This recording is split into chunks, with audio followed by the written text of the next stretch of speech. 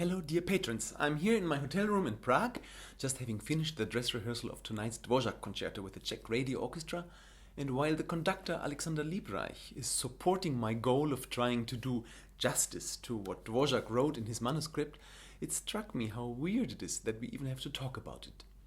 Why do I have to justify that I would like to do things differently to how it's usually done? Especially since all I want is recognizing Dvořák as the great composer he was and trying to do what he might have had in mind with that piece. I overheard one lady in the second violin saying that this wasn't her Dvořák. Well, I almost told her Dvořák isn't really a Czech invention. What she probably means is the tradition on this glorious piece, which doesn't come from any Czech musician, but has very much been installed by a Russian and a German. Rostropovich, together with Karajan, made this piece heavier and grander than I believe Dvořák had intended. Whenever I have or had to learn a standard work, I ignore any recordings or previous performances of it. This way I can be quite sure that the outcome will be my own and possibly unique interpretation, as the intentions of the composer are all more or less obvious in the score, but everybody could or should understand these abstract black dots and dashes on a white piece of paper differently to the next person. I don't treat the learning of a completely new piece at all different to a standard repertoire. I pretend to be the first person ever who played it. It does help to know other works of the composers you want to perform. When, for example, learning the Schumann concerto for the first time, I did not know any recordings of that work, but had accompanied my mother on the piano with most of his songs, as he's my favorite lead composer. And I had played most of his chamber music and some of his piano music.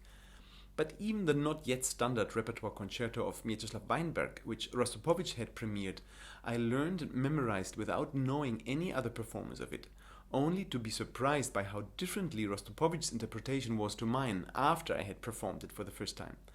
Why don't I take the version of the world's greatest cellist, who on top of it worked the piece with the composer, more seriously?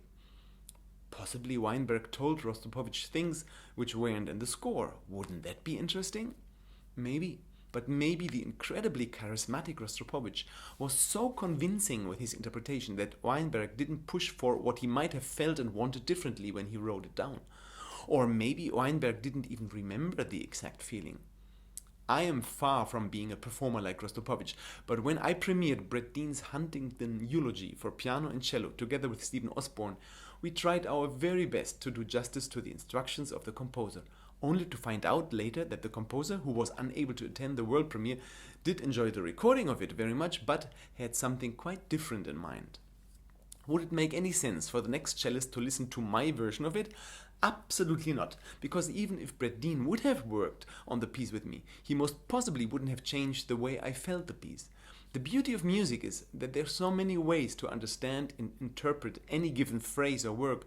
Why limit oneself to one recording or performance of it? So I'd better get some rest before my Dvořák tonight. Thanks for listening and tschüss.